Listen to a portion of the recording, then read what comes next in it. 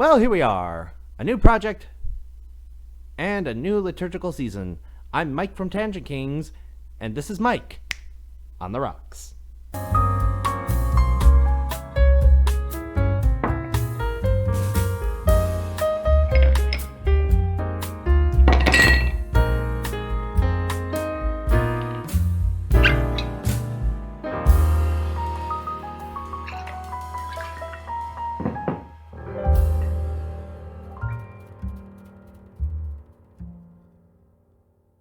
Cheers and greetings, one and all, and welcome to Mike on the Rocks.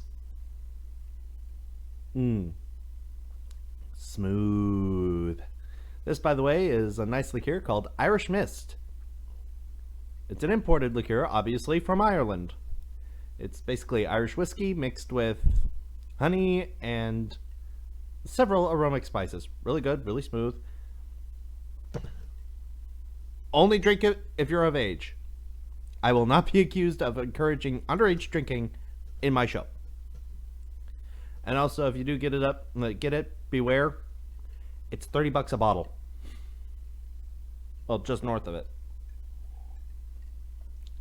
But it is so worth every penny.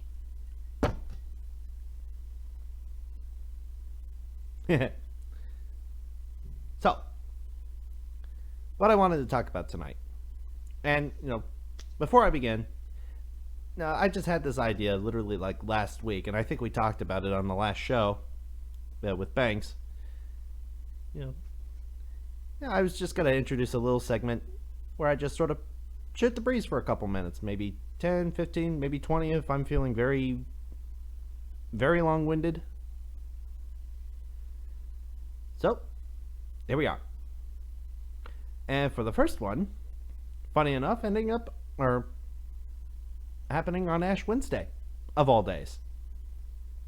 Ain't that something? So, Ash Wednesday starts the Catholic season of Lent, a time of prayer, fasting, and almsgiving. And I just wanted to share a few thoughts, especially when it comes to fasting. Now, in general, in the Catholic Church, as in the Roman Rite, also known as the Latin Rite, we fast 2 days out of the year.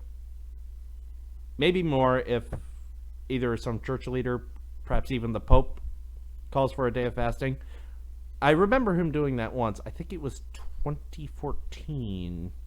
Was it 2013? In any case, I can only remember him doing it once. So, on Ash Wednesday, we fast. Why? Well, on the surface, it looks like this very arbitrary ruling from Rome. Thou shalt fast because I say so. But that's actually not what it is at all. It's not what it is at all. And actually, for years, I struggled with this. I couldn't quite understand why we had this fast, especially when it's not a fast like we totally deprive ourselves of food. We're allowed one full meal and two smaller meals, which when put together do not equal a full meal, which is kind of relative, which really drives me nuts every time there's a fast. Because, okay, does this equal a full meal? I don't know if I eat this with this. But somehow I still muddle through. But anyway, the point of the fast, and I can't remember where I saw this, or even if it was in somebody else's video, or if it was an article I read. I can't even remember that. I can't even remember who. But the fast is not about arbitrary rules. It's about commanding and controlling your appetites. Our Lord went into the desert for 40 days, and he fasted. And what was the first temptation the devil hit him with? See those stones over there? They look like little loaves of bread, don't they? Yes, I did just steal that from Bishop Sheen. And the devil was saying, basically when he said, command these stones become bread, he was telling our blessed Lord, the way you win men's hearts is that you satisfy their appetites. You have an appetite for bread. Other men have appetite for notoriety, appetites for gluttony, appetites for sex. Let them feast on their appetites. That'll win their hearts. Forget the cross. And of course, our Lord came back and said, man does not live by bread alone, but on every word that comes from the mouth of God. In other words, these appetites we have, they satisfy in the moment. But after a certain amount of time, that warm, fuzzy feeling you might get, for example, from, in my case, eating mac and cheese. I love mac and cheese. Yeah, as you could tell, especially if you know me, you notice I put on a few pounds. It's to me, there's few things better in this world, culinary-wise speaking, than sitting down with a big old plate of mac and cheese. But that only satisfies at most for a couple hours. Then I'm usually looking for something else. In other words, my appetite leads me to go from one plate to the next, and the next, and the next, and the next thing you know, kind of reminds me of G.K. Chesterton, who once quipped, when Europe was in the throes of World War I, a lady peeked out at him from a window as he's walking around the streets of London one night. And a woman calls out to him and says, young man, why aren't you at the front? And he looks back up at the lady and he says, madam, this half of me is. That was always one of my favorite quips. But you see, as I said, appetites they only satisfy in the moment.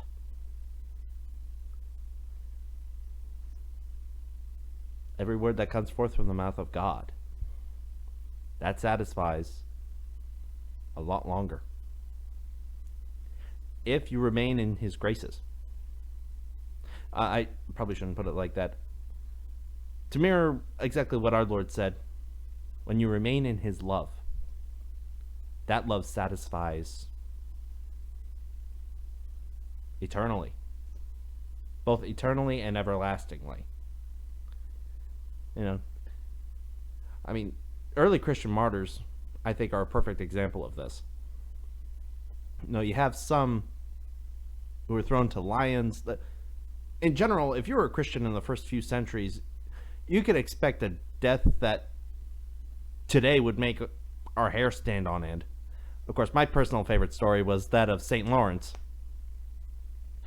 Not that I love the way he died, but it's just one of my favorite stories, where he was sentenced to death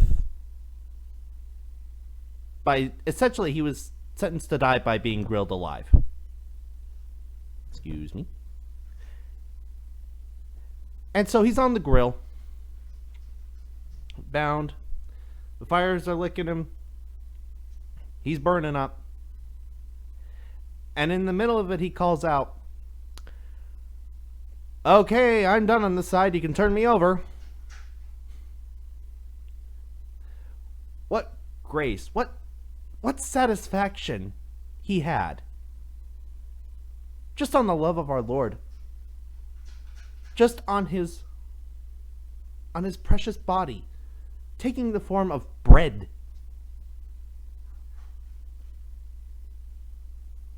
Now that I think about it, it's kind of ironic.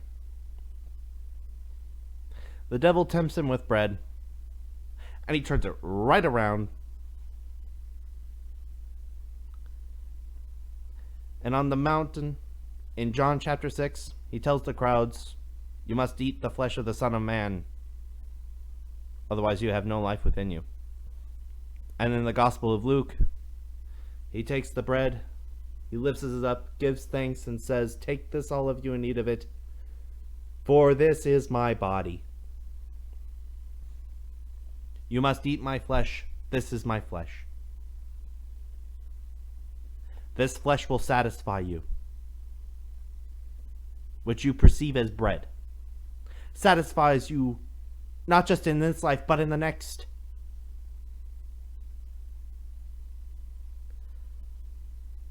Of course, I'm sort of rambling, but whiskey will do that to you, although all things considered, I probably should not be drinking this on an empty stomach. But, hey, that's the way life goes sometimes. And I believe that pretty much covers, I've said my piece. And, this is fun, I look forward to doing more of these segments in the future, because, just an off-the-cuff segment where I could just share some thoughts.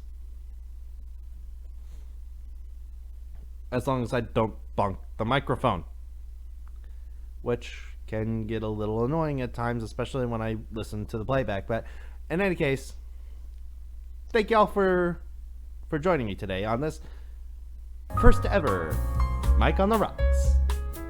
I am, of course, your faithful servant, G. Michael Francis. And I will see you in the next video. Goodbye. Pax et bonum!